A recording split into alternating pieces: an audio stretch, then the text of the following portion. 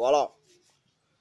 Bonjour à tous les Ivoiriens, bonjour à tous les Africains, bonjour à tous les habitants du Nord. Je suis Carton Noir le Corbier à San Fort. Alors, avant de commencer mon allocution, j'aimerais saluer Maman Sira Dramé qui est à la CPI, qui est en train de témoigner en faveur de Moshi Draman Ouattara, l'homme au pantalon sauté. Alors, Maman Sira Dramé, nous savons tous que vous vous inquiétez pour vos enfants, parce qu'on a remarqué, voilà, lorsque la défense de Gbagbo Laurent vous a posé la question, je vais parler de la 5e partie, là où ils ont évoqué le nom de vos enfants. Voilà, ils n'ont pas évoqué le nom de vos enfants, mais ils ont parlé de vos enfants. Vous êtes senti froide, parce que la question qu'on vous a posée, c'est une question que vous n'avez pas dit ce que Alassane Ouattara vous a dit de dire. On a vu que ce que vous avez dit, avec ce que vous venez de dire, ce n'est pas la même chose. Donc vous avez senti la vie de vos enfants en danger. Puisque Alassane Ouattara menace les personnes qui vont témoigner à la CPI à sa faveur. Il demande à ces personnes-là de mentir. Et nous avons senti cela. Nous savons tous que ce n'est pas de votre faute. Pas de vos fautes. Nous savons que vous aimez vos enfants. Et chaque mère, tous les mères au monde aiment ses enfants. Et je vous dis que grâce à Dieu, rien ne va arriver à vos enfants parce que vous avez dit la vérité. Voilà, vous savez, lorsque vous vous êtes senti comme ça, froide, j'étais obligé de marquer une pause. Voilà, et depuis ce moment, jusqu'à la fin, vous êtes resté froide. Même lorsque vous parlez, on n'entendait pas ça bien. Mais c'est pas grave, maman. Ça ira. Continuez, dites la vérité. Quand tu meurs pour la vérité, c'est bien beau, bien important que tu meurs dans le mensonge. Et je vous comprends et toute la population ivoirienne vous comprend. Excusez-moi, vous comprenez. Ok? D'accord. Alors, chers Ivoiriens, aujourd'hui, j'aimerais m'adresser à Alassane Ouattara. Alors, monsieur Alassane Ouattara, j'aimerais savoir pourquoi vous avez mis les leaders politiques de Gbagbo Laurent en prison. Parce que moi, je ne sais pas ce qu'ils ont fait. Ils n'ont pas volé, ils n'ont pas tué. Tout simplement, ils sont allés témoigner à la CPI et ils ont dit, rien que la vérité, vous les avez emprisonnés. Mais pourquoi vous avez fait cela?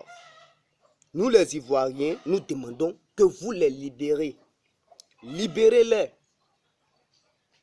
Vous pensez que moi, Carton Noir, je ne sais pas ce que vous préparez avec la France? Je sais qu'il y a une guerre qui se prépare en Afrique de l'Ouest. Ce n'est pas une guerre qui va se passer entre nous les Noirs, mais une guerre qui va se passer entre les Arabes et les Africains. Puisque la Libye a été détruite, ceux qui sont en Libye, les personnes qui vendent nos frères africains, qui ont vendu nos frères africains, là, ce sont les terroristes. Dans le désert du Mali, vous avez mis un camp, ils ont mis un camp militaire, je ne sais pas quoi là. Et ils sont là pour défendre qui? Ils vont se battre pour qui? Et ils sont là pour défendre la population du Mali. Mais ces personnes vont se battre contre qui? Ils vont apporter de l'aide aux terroristes qui sont, comment on appelle, en Libye, pour se battre contre les Africains. À cause de quoi? À cause de nos richesses. Vous voyez, chers Africains, pourquoi ils ont détruit la Libye? À cause du pétrole. À cause du pétrole de la Libye, ils ont détruit la Libye. Et c'est la même chose qu'ils veulent faire en Afrique. L'Union européenne, l'Union africaine sont deux organisations qui travaillent ensemble pour la destruction de l'Afrique. Ça, je vous le dis. La destruction de l'Afrique. Alassane Ouattara est en train de conduire le peuple africain à la tombe. Nous, on se dit Alassane Ouattara c'est la solution. Alassane c'est la solution. Mais ce n'est pas la solution. Hein? Alassane Ouattara, c'est la désolation. C'est l'enfer. Je vous dis, chers Africains. Moi, Katono, je suis déjà au courant de tous les coups que vous êtes en train de manigasser là. Moi, je suis au courant. Tout ce que vous faites là, moi, je rêve ça. Vous comprenez? Mais avant de faire vos sales coups là, libérez nos leaders politiques qui sont en prison. Même si c'est votre opposant, même si ce sont vos opposants là, ce sont nos frères africains. Puisque tous les Africains qui étaient en Libye là, on les a appelés nos frères. Parce que nous avons la même peau noire, nous sommes dans le même continent. Donc c'est nos frères. Donc ceux qui sont en prison là, les leaders politiques qui n'ont rien fait là, libérez-les. Vous comprenez? Libérez-les et vous laissez la Côte d'Ivoire. Allez vous installer chez les Blancs là-bas, vous étiez là-bas en train de travailler. C'est Nana Houphouët-Boigny qui vous a nommé Premier ministre. Et vous avez dit, vous n'allez pas vous mêler des histoires politiques de la Côte d'Ivoire. Vous avez dit ou vous n'avez pas dit? Vous avez dit que vous n'allez pas vous mêler de la politique de la Côte d'Ivoire. Vous allez vous mêler uniquement de l'économie, du bon fonctionnement de la Côte d'Ivoire. Mais la politique, vous restez en dehors de cela. Vous avez dit ça. Mais aujourd'hui, vous êtes président de la Côte d'Ivoire, vous ne faites que nous envoyer des problèmes. Vous n'envoyez pas les problèmes uniquement à la Côte d'Ivoire, mais au continent africain. Et vous voulez que moi, Kato, non, moi je m'étais, mais jamais, moi je vais toujours parler. Alors, chers Africains, moi je vous dis, c'est une guerre qui se prépare en Afrique de l'Ouest, entre les Africains et ces personnes-là. Ils vont attaquer l'Afrique juste à cause de la richesse. Je vois que Alpha Condé commence à voir dans le plan des Européens, de Macron. Dans tous les pays là où Macron a circulé, ce sont les pays là où les sous-sols sont riches. Si vous avez bien remarqué, hein, c'est ça. Ces discours sont des discours qui amènent à la haine. Quand ils parlent quelque chose, je vois, exemple au Burkina, on insulte les Burkinabés, ils applaudissent. Ils applaudissent. Hein. C'est après ils se sont rendus compte que là où ils ont applaudi, ils ne devraient pas applaudir là-bas. Mais les autres, vous avez déjà applaudi, Macron est déjà rentré chez lui. Donc tout ce que moi je demande au peuple africain, si vous voulez que l'Afrique soit sauvée, demandez le départ d'Alassane Ouattara. C'est vrai, vous n'êtes pas ivoirien, mais il s'agit du continent africain. L'Afrique là, elle est ronde. Mais si la Côte d'Ivoire tombe, les autres pays africains vont tomber. Ça, il vous dit, hein? Elle appartient à tous les Africains. Seulement qu'il y a des pays là où sont d'autres ethnies, mais c'est le même continent africain. Nous devons sauver l'Afrique. Sauvons l'Afrique avant qu'il ne soit trop tard. Les pays là où il va y avoir la guerre, ce sont les pays là où les sous-sols sont riches. C'est là-bas Emmanuel Macron a passé. C'est là-bas il a passé. Donc, je veux que nous demandons le départ d'Alassane Ouattara pour ne pas que les choses s'empirent. Moi, quand on a dit si moi je meurs là, mourir c'est une autre vie. Je ne suis pas le premier à mourir. Mais je vous préviens. Je sais qu'il y a même ma vie en danger, mais ce n'est pas grave. Dieu est grand, mais le Satan n'est pas petit. C'est vrai, même ma vie en danger.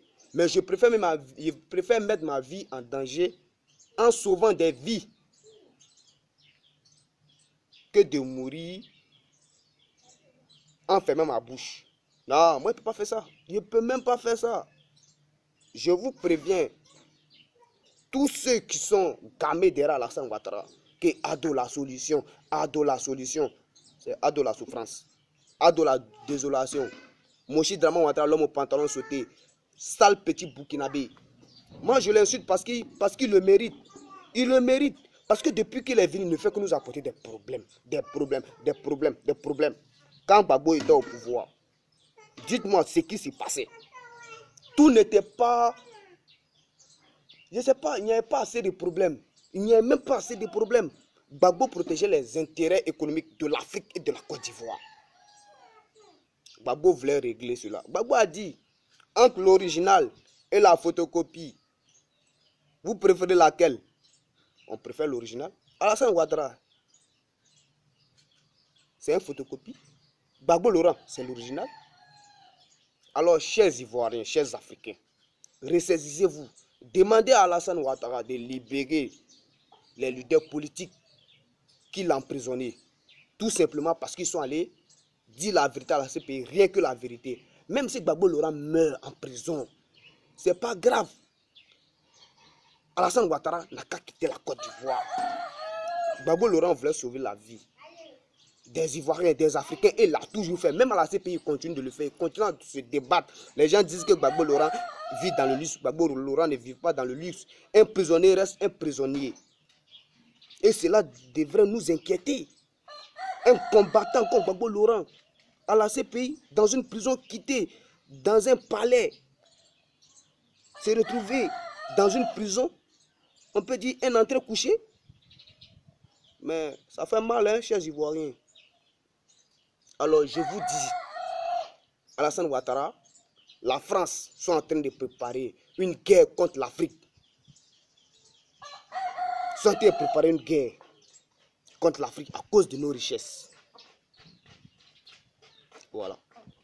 C'était Carton Noir, le corbillard sans phare, l'ami intime de la mort. On dit que ce mot n'est pas bon, mais moi je le dis. Parce que je sais ce qui va m'arriver. Je sais qu'ils vont me faire du mal. C'est pourquoi j'ajoute Carton Noir, le corbillard sans phare, l'ami intime de la mort. Que Dieu nous donne des bonnes idées pour pouvoir combattre Alassane Ouattara. Et c'est maudit. Ce maudit Emmanuel Macron. Ciao, ciao et bonne journée à vous.